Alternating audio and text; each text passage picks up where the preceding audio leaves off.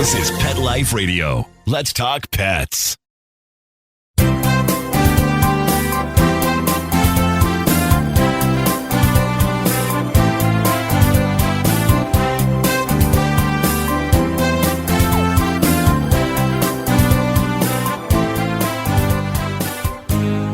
And welcome. You're here live, or not always live. Sometimes it's taped with Dr. Jeff, where we're your host here for the next 30 minutes on Pet Life Radio's Ask the Vets with Dr. Jeff. And today we have a special guest, another host of a Pet Life Radio show, Cattitude, and that is Michelle Fern, who I love listening to her shows. And I get to see her. This year is going to be a challenge because we don't have the trade shows that we usually have an opportunity to get together on.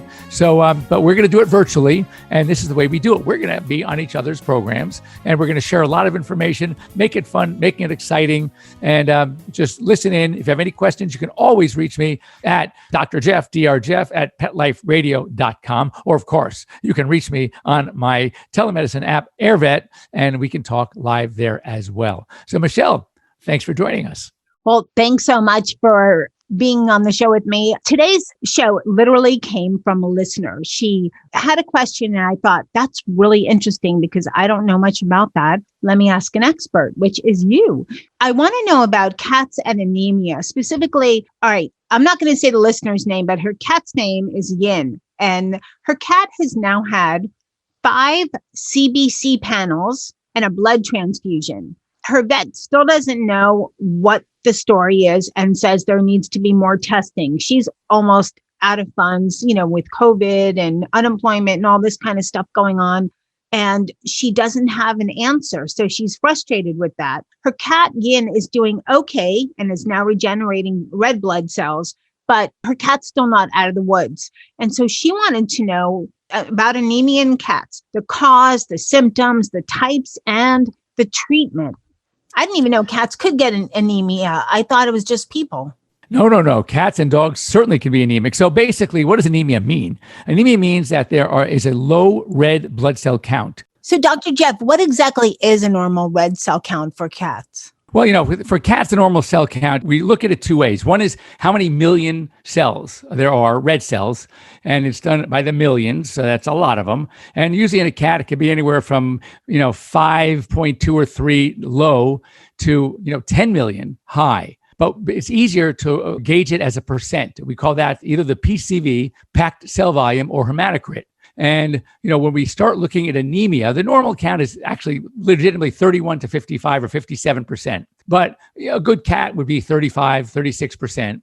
If it gets below 25, we start to worry. If it gets below 20, we worry even more. And lower than that, I've seen some cats at 15, 14%, and they come in almost on death's door. So it's very important to keep that level high. And as we're checking to see how we're doing with any kind of treatment or just monitoring where things are going, that's the number we're looking at. We're looking at the PCV, which is very easy to check inside a vet's office. You don't have to send it to the lab. And that will give us a lot of information about how the cat's anemia is faring. Now, the question is, what causes anemia? How does it happen? And Again, there are a number of reasons. Number one, of course, would be blood loss. Now, for example, if a cat cuts himself badly, is hit in heaven forbid, an accident, and is losing a lot of blood, that kind of blood, you can see where it's going, all right, where it's dripping out of the body. Another type of blood loss is what happens internally. For example, if one were to have a splenic mass, all right, or a tumor that ruptures within the body, you won't see the blood on the outside, but they're still losing blood on the inside. If it's internal, would you see if the cat, spit up blood? That would be if there's bleeding inside from the lungs or the gastrointestinal tract. For example, a cat with, say, an ulcer and is bleeding into the GI tract, you may see blood in the vomitus, or if it comes out the back end, depending on where the lesion is, then you would either see black, tarry blood called melena, and that is if the bleeding is in the stomach or the small intestine. So by the time it gets out the other end, it's black. If there's bleeding from the colon, then you would have what we call red blood or frank blood. That blood on the colonic side is usually not enough, usually to cause anemia, but it can. Most of the time we have a bleed within that's because of a condition, a disease, or a tumor, and they're actually bleeding in the body. And you might see what looks like a belly full of fluid. And the doctor would stick a needle into that fluid under the ultrasound and see, oh my God, that fluid is blood. That is often an emergency situation. Surgery needs to be done to open up and find out where is the blood coming from and why. So other than blood loss, there are two other main reasons for anemia. One is called a bone marrow problem, where the bone marrow is no longer making new red blood cells under the signal that it needs to, because the body is losing red blood cells. So remember, red blood cells, like any cell in the body, has a lifespan. And the body reads the change in blood cells and says to the bone marrow, okay, bone marrow, we need to make more. And there's often the signal to make the more blood cells is basically the blood itself. And the kidney sends a signal through a kidney secretion called erythropoietin, signaling the bone marrow to make more cells. So you need healthy kidneys as well to make red blood cells through a signal to the bone marrow. The last way that major blood cell is lost is through red cell destruction. This is where the body starts looking at the red cell count and seeing it as foreign, and the body is destroying its own red cells. And that is called hemolytic anemia. So that means the body is the hemolysis, is the destruction of red cells. And that's exactly what happens with hemolytic anemia. That can be caused by many reasons. That can be an autoimmune disease. It could be a parasite or an infection-related disease. For example, when we see ehrlichiosis or Rocky Mountain spotted fever, these are tick-borne diseases, and they also cause anemia. So when you think about it, we're looking at organ disease, we're looking at cancer, we're looking at a body's own destruction, hemolytic diseases, and these all are responsible for the reasons for anemia. So therefore, that starts the search. The easiest one to rule out is an external bleed, and that is you don't see blood all over the house. You don't see any cuts on the cat. So that one we can eliminate.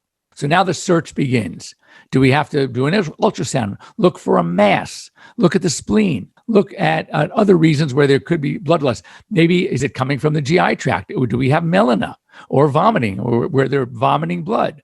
If those are all normal, then you got to go to the next thing is let's do some searches for even a parasitic disease, an infection, or kidneys, or do we have a hemolytic problem?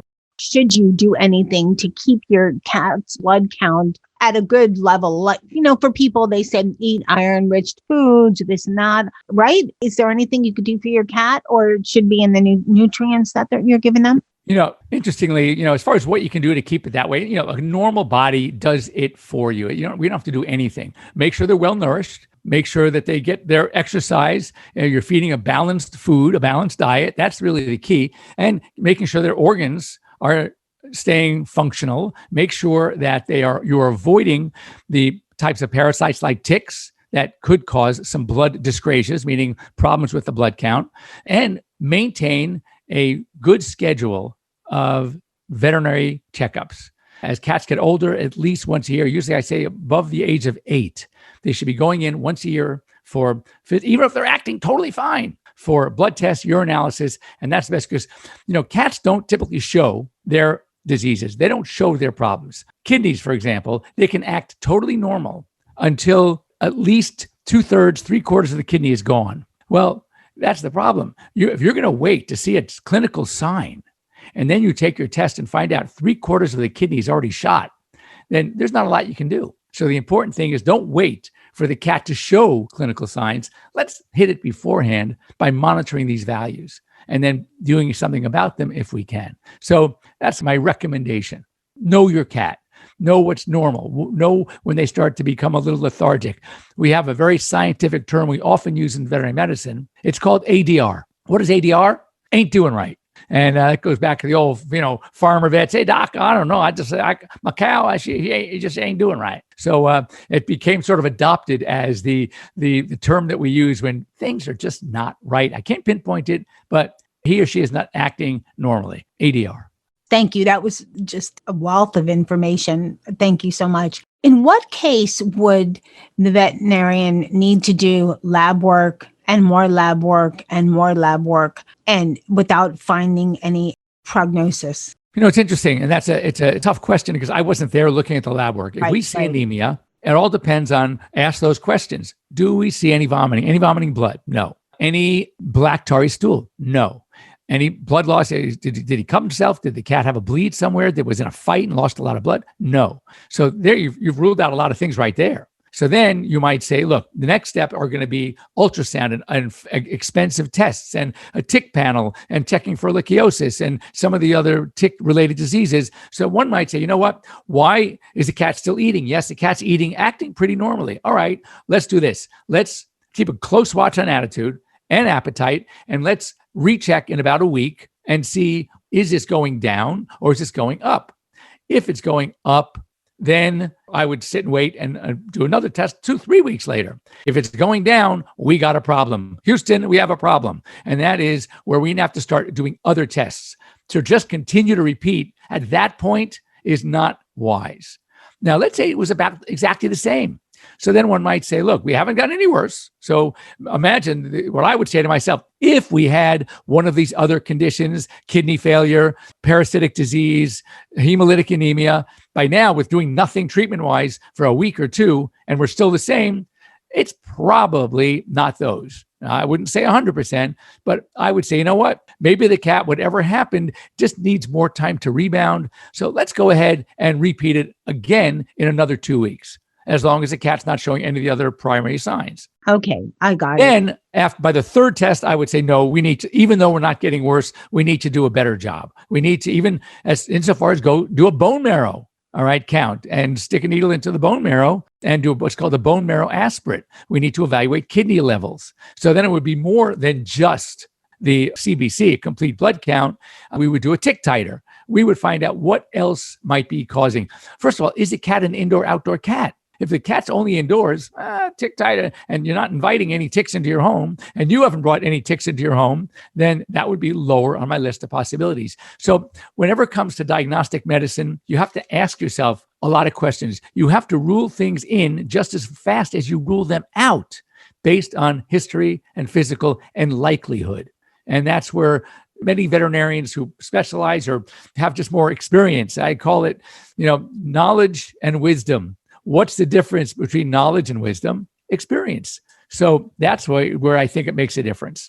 So if you handle a case using some wisdom, just as much as you're trying to rule things out, you're all rule things in, you're also ruling a lot of other things out as possibilities. Okay. And then besides what you've talked about, what are some symptoms that people can look out for? I mean, you don't want to create something when there's nothing, but what are some overall symptoms other than the obvious blood loss, from a wound, from the mouth, from the bottom part? What else? I did a little Google searching, which is not always the best, but they said, pale gums and, right. What are some other symptoms? So pale gums, look at the whites of the eyes. What everyone should know is what their cat's normal gum color, tongue color looks like. And when you look at the whites of the eyes, called sclera, we're going to see normally more vessels in cats and dogs' eyes than we see in our own. Okay.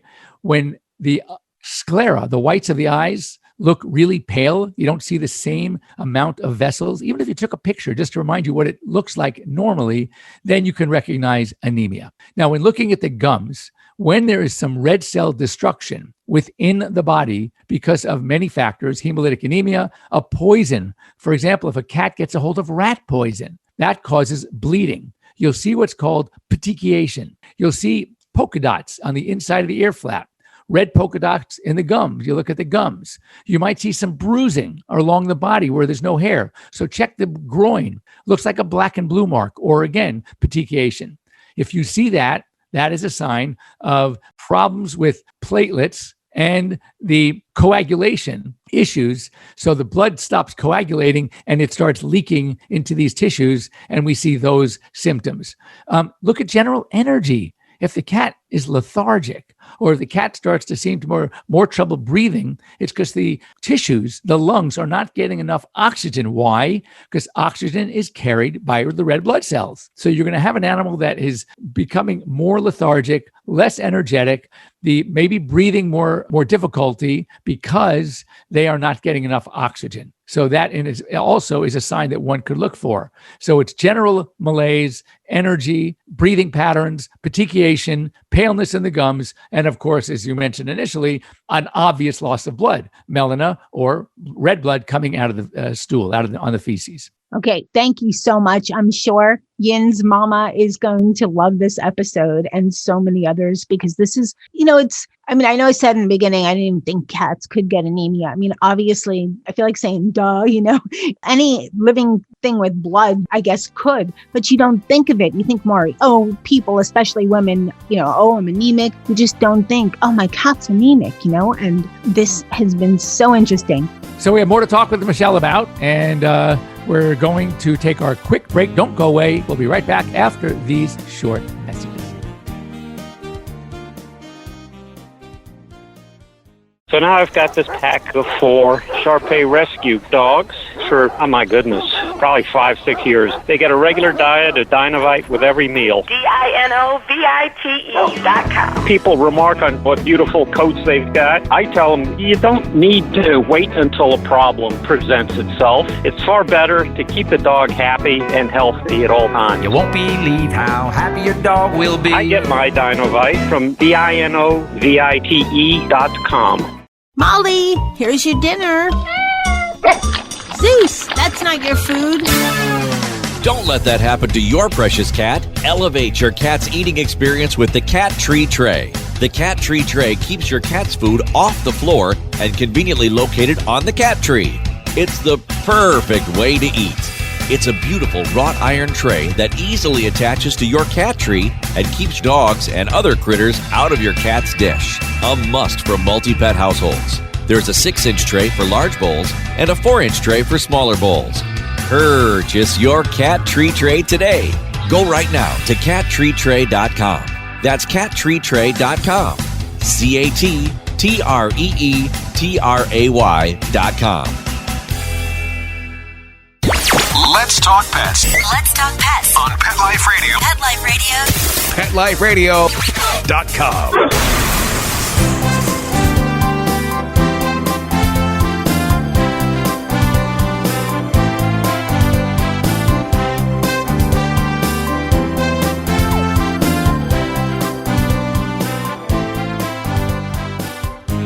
And welcome back. You're here live with Dr. Jeff Werber and our special guest, and that is Michelle Fern. All right, I have another question for you. Affordable healthcare for animals, meaning especially prescriptions. I know there's insurance. I know that, you do some great work with AirVet. Specifically, let's talk prescriptions. Okay. Why are they so much more expensive for animals? You can sometimes get the same one for a person and it costs maybe $20. You go to get it for your pet and it's something crazy like $1,000. Why is that? So, the prescriptions vary so much. First of all, you have to look at the source. And like anything, the buying power allows companies that resell products to sell them less expensively. Also, you got to think this one. Most of the prescriptions that we get, we have some sort of prescription plan. And those, if you look at that, if you bought that same medication from a pharmacist on the human side, and without that plan, it's going to be 10 times as much. In fact, that's how they balance out. They're getting no subsidized, from other agencies. They're not getting the great prices. So how do they make it up? When the patient calls in or the doctor's office calls in for a prescription for a human, and the human doesn't have one of these prescription plans, that price is triple. My wife had something that with the plan it was $12. Without the plan, it was $50. So we don't have that. Now, in veterinary medicine, the other thing that veterinarians are now, I would say, not losing business, but becoming more competitive. Why? Because you have a lot of online pharmacies. And what online pharmacies can do is, for example, a small animal practice, my practice, I might buy 10 boxes of something. They're buying 10,000 boxes of something from the distributor or directly from the manufacturer. So who's getting a better price on those boxes? The guy who's buying 10 or the one that's buying 10,000? So it trickles down effect. The cheaper that large organization was able to buy it for, then they pass that savings on to their customer, who then passes it on, who's a vet, who then passes it on to the consumer. So it got to the point in veterinary medicine where many small animal practices couldn't compete. The client could buy it from this online pharmacy for cheaper than the veterinarian can buy it from the distributor. So there's going to be a huge difference. So many veterinarians say, you know what? First of all, I don't want to bother with this. Why don't we send you to the online pharmacy? Another thing that we see of are called buying groups. A lot of veterinarians now are becoming members of a buying group. So instead of that doctor only buying for his practice and getting that 10 box price, when they go from their buying group, they're getting a 5,000 box price. And then they buy it less expensively. They can pass that savings on. So another thing, there's so much going, it's so complicated. But I have another question too, because what my listener sent in, and she said that she went to a drugstore and the script for the cat was $1,000. The script for her, it was self-pay, so she didn't have a plan or anything, was $18. So I'm wondering if the formulation is different. No, the formulation depends on the drug. If it was just an antibiotic, it's no different. She shouldn't have said cat. But that's, again, this is how they do it. I often send people to a human pharmacy. And by the way, there are some pharmacy cards that people can pick up for free or very little cost that will give them those prescriptions at a much lower rate. And they're subsidized by that company because they're charging often for their card. And, there's a lot of give and take here. Some of these cards will get benefits from the chain of pharmacies to recommend their pharmacy when you use our card. So now this pharmacy has access to information about that client. And all of a sudden, that client or that patient is getting all sorts of mail and rebates and stuff from the pharmacy chain. I don't want to mention name, but there's one that, is a structure of your home and a color. And so there's no such thing as a free lunch. Somebody's paying for it. And sometimes it's us as the end user, sometimes it's the middle user, the distributor, who then passes that savings on to the end user. But also to know when certain drugs are on, there is a patent on medication. When that patent is created, and it's given by the U.S. Patent Agency, the company has usually 7 years where nobody can compete with that product. But once that 7 years is up, what happens? Now all the generic companies come out with their same version. So the reason why some of these drugs are so expensive is they know they have to get payback, all right, from their manufacturing process, from their R&D, all right, which is research and development. And that costs a lot of money, millions and millions of dollars. So they're saying to themselves, you know what? We got to recoup that money. I only got 7 years to do it. So boy, we are going to charge those prices because we know after 7 years, this generic company and that generic company, they're all going to create their own version of that drug. And then all the prices are coming down. Are there a lot of generics for pets? Can you ask for generic at your vet? Oh, sure. I mean, let's, I can mention some names. Let's take Rimadyl. All right. One of my favorite non-steroidal anti-inflammatories. Now you can get Carprofen, Vetprofen, Novox. They're all the same drug, Carprofen, and they're less expensive. So even the price of Rimadyl, the brand, has come down. But one might ask, for example, let's say you're looking at a human product that you can get over the counter at Walgreens. Let's say Benadryl. Let's say Imodium. Now, if you look right next to Imodium or right next to Benadryl, you're going to have that pharmacy's brand sitting right in the shelf. That'll even have a little card that says compared to, and there's a $2 difference. So one might ask, why is the brand name still there, $2 more?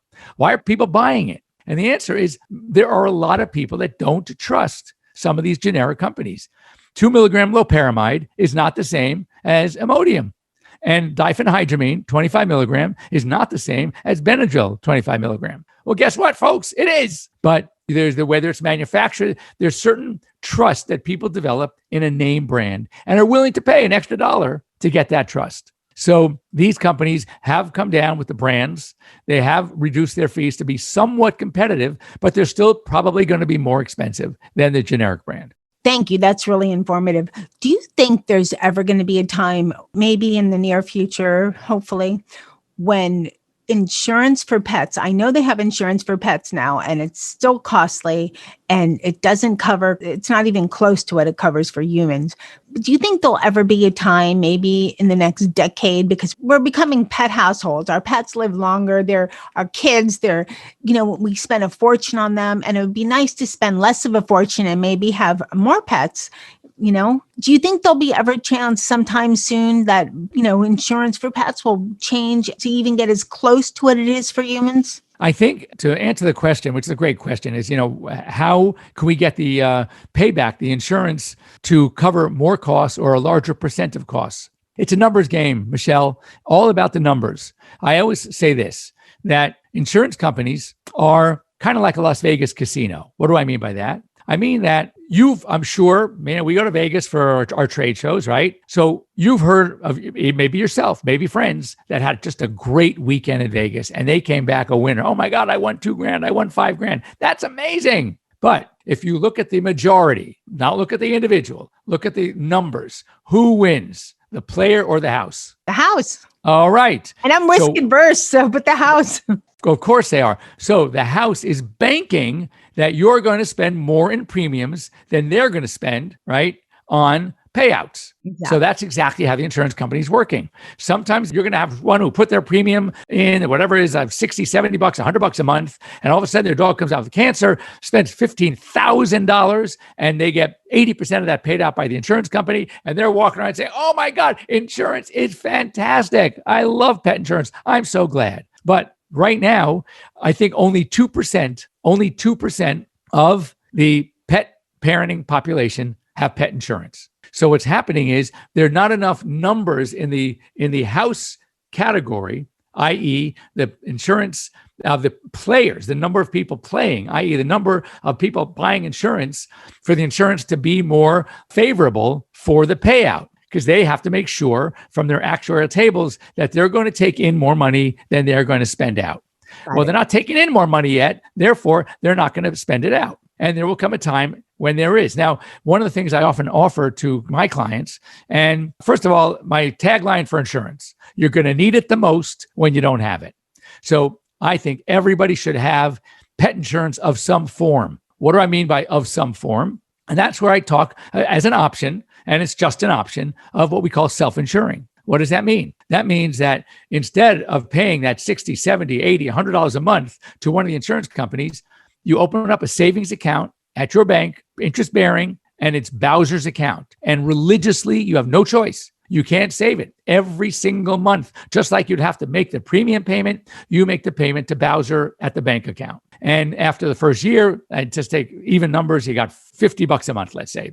After a year, you got $600 in there.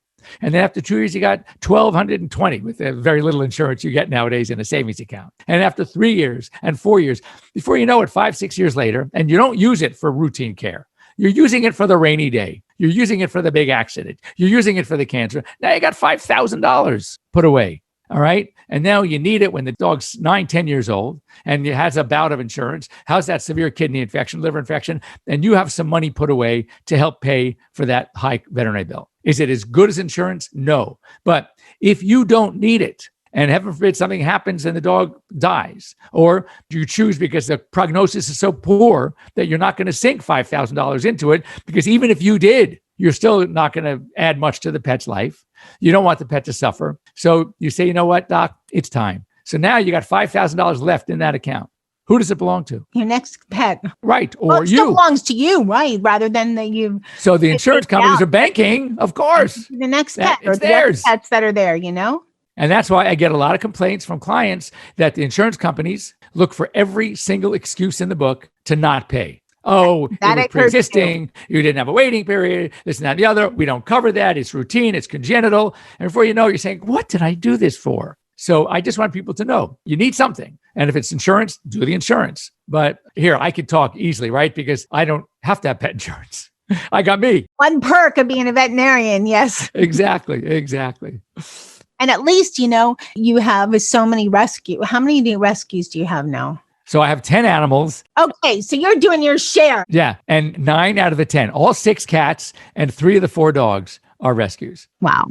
So that's pretty good.